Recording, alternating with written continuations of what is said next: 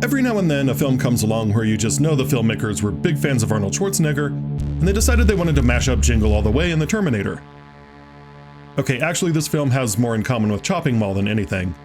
And it comes from the mind of Joe Begos, the man who tweaked Assault on Precinct 13 for the sleeper hit VFW in 2019. If I could sum up the vibe of Christmas Bloody Christmas, it would probably be hipster grindhouse. And as obnoxious as that combination probably seems, it will at least prepare you for the type of indie horror movie you're in for. But in its fervor to show you how transgressive it is through its characters and its shot on 16mm retro aesthetic, it forgets that some rules, like those about story structure, are there to save us from ourselves. Every time you like, comment, or subscribe, an angel gets its wings. And be careful because there are spoilers under the tree this year. The first thing you have to know about Christmas Bloody Christmas is that it has its tongue firmly planted in cheek. Most of the time. Originally conceived as a remake of Silent Night, Deadly Night, the film occasionally decides to take itself seriously, like when it amps up the gore, and that makes for some abrupt tonal shifts. It's not unlike the Terrifier films in that way, so maybe that's just a new style the kids are into these days. But what else do you expect from a film whose general premise is that a corporation that benefited heavily from the military-industrial complex has repurposed their wartime droid as a robotic Santa, and that Robo-Santa goes berserk? Robo-Santa Plus fully replaces your local degenerate mall Santa, keeping you and your children safe. It's fun for the whole family. The joke is that it doesn't even need an inciting incident. No robot gets struck by lightning, no some kid poured his soda into the core. Just regular run-of-the-mill cutting corners corporate greed. The second thing you have to know is that the insufferable protagonists are insufferable. The second they cut their hair, they cut their worst record. You want me to go home, drink some whiskey, sit by the fire by my lonesome, watch Christmas Story like every other fucking douchebag in America? No, I don't like that cover. I like the version with the commentary from Beavis and Butthead. Writer-director Joe Begos said that he wanted to make a film for all the dirtbag metalheads in the audience. And I guess he's done that. The characters feel very 1990s, both in terms of that direct-to-video copy of Rumpelstiltskin sitting on your Blockbuster shelf vibe, and the masturbatory Gen X pop culture referencing you'd see in Kevin Smith and Quentin Tarantino, or previously in this sentence. In fact, if it weren't for the mentions of dating apps and Reddit, you'd swear this was set in the 1990s. Tell me Super what. Unknown, peak Soundgarden. Fucking, are you kidding me? On the other hand, I might just be bitter because they keep referring to Soundgarden as classic rock. So, take any criticism I have of the leads with a grain of salt. The third thing you have to know is that the structure of the film is certainly not going to be for everyone. And certainly not for old school screenwriters. Robo-Santa doesn't go haywire until the 25-minute mark, and our insufferable protagonists don't find out about him until nearly 20 minutes later. So the first half of the film is a lot of dialogue, and the second half of the film is a lot of carnage. This has led to the rarest of rare occasions where the schlocky low-budget slasher movie has a significantly higher rating among critics than it does with audiences. And many of the audience reviews on both Rotten Tomatoes and IMDb mention the pacing as a big part of the problem. Even at 86 minutes, this movie feels like a slog. And that's because it divides itself into two acts that are each 10 minutes longer than they need to be. And it sacrifices a middle where the meat of the story happens. Briefly, most stories since the days of Aristotle are divided into 3 acts: setup, confrontation, and resolution. Every screenwriting guru or software peddler has their own version of this, but ultimately it boils down to chasing your heroes up the tree in the first act, throwing rocks at them in the second act, and getting them down out of the tree in the third act, one way or another. If it takes too long to chase them up the tree, the story bogs down.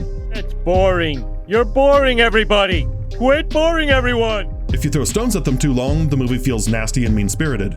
And if you don't go through the involved process of getting them out of the tree in a realistic way, your movie feels cloying and trite. Ray Skywalker.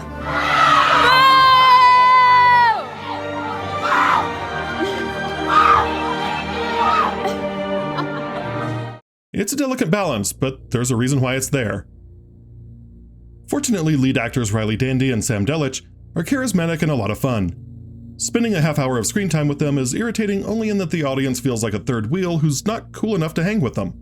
Also, their banter consists of a contest of insults and bickering, which may be hot for them, but it's uncomfortable when you're not a member of the couple and you're stuck watching a pretentious dinner theater version of Who's Afraid of Virginia Woolf. Swear if you existed, I'd divorce you. And just stay on your feet, that's all. These people are your gift. At least the first half of the film gives us some stakes, as record store owner Tori and her employee Robbie find themselves with no family plans for Christmas. and Robbie is intent on turning their sexual tension into sexual action. Tori plans on hooking up with an indie music douchebag she met on Tinder, but her friends all talk him down enough that she rethinks it.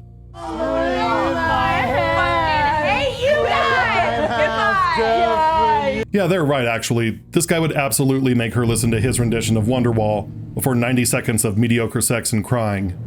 Instead, she and Robbie spend the night drinking at a bar, visiting their mutual friends Lana and Jay at the toy store, flirting with one another, and debating taste in music. This last part drones on and on. It's like every website in the world went down except for old Pitchfork articles. And Begos decided to make unsolicited opinions on everything a character trait for both of these people. But at least we have a will they or won't they arc here, and Robbie seems cool enough in a Curtis Connor's evil twin sort of way. This is sort of the anti-Hallmark movie at this point. We get some foreshadowing in the form of a news report that lets us know that the Soul Corporation has issued a recall, as the Robo-Santas are reverting to their old Defense Department firmware. No one hears it though because Tori is too busy burying the other women that Robbie dates, and how all the men in the town can't keep up with her. Do you know how hard it is being in a world surrounded by so many boys that can't handle a woman who can out-drink, out-earn, and out-fuck them for the... See, she's not like other girls. While all this is going down, the Robo-Santa in Jay and Lana's toy store comes to life in the middle of their kinky sex romp and kills them both. And it finally turns into a horror movie about 30 minutes in. And I think this is where Begos seems to want to put the plot point at the end of Act 1, because it comes at a time that you'd want to change up the story. The problem is it doesn't change up the Tori and Robbie story he's been telling. The first act actually pays off with Robbie and Tori finally shutting up long enough to hook up about 45 minutes into the film. I can't really show you any of them getting together, or probably even describe it, thanks to YouTube's content guidelines.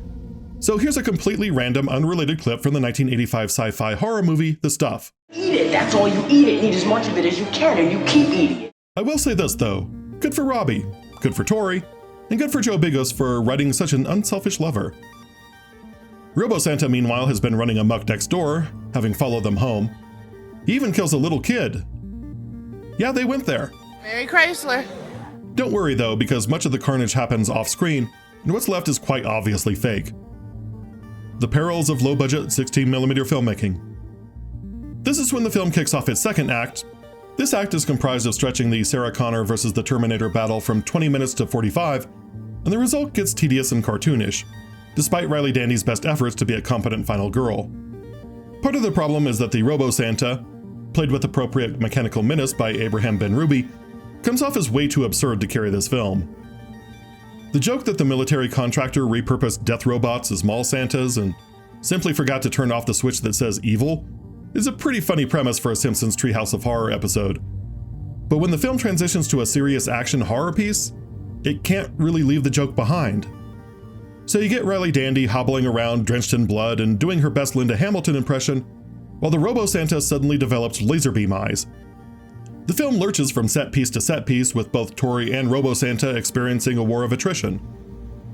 What I will give the film is that it has a sense of earnestness behind it. Begos clearly loves the genre, and Tori and Robbie are two well-developed characters who, even though they are insufferable, feel like real people that I know. I was almost sad to see Assassin Santa show up and ruin the fun. Begos has a great visual style that is betrayed by the low budget that makes the action scenes look muddier than Begos' ambition. Hopefully someone gives him some real money next time because the visual talent is there. He would have been better served though, letting some ideas go and taking another pass to turn this thing into a real 3-act structure. And I'm sure there are apologists, because I read their reviews in IMDb, that will say something along the lines of, hey, this isn't Citizen Kane of Arabia, it's not supposed to be a good movie. Well, mission accomplished, I guess? I mean, even Friday the 13th follows a 3-act structure, it's not selling out.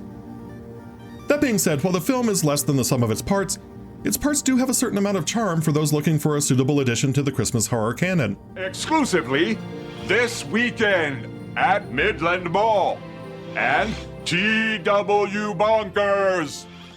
And for those of you who don't have a family to go home to, so your holiday consists of smoking a cigarette, getting drunk, and having sports sex, hopefully you'll feel seen for an hour and a half.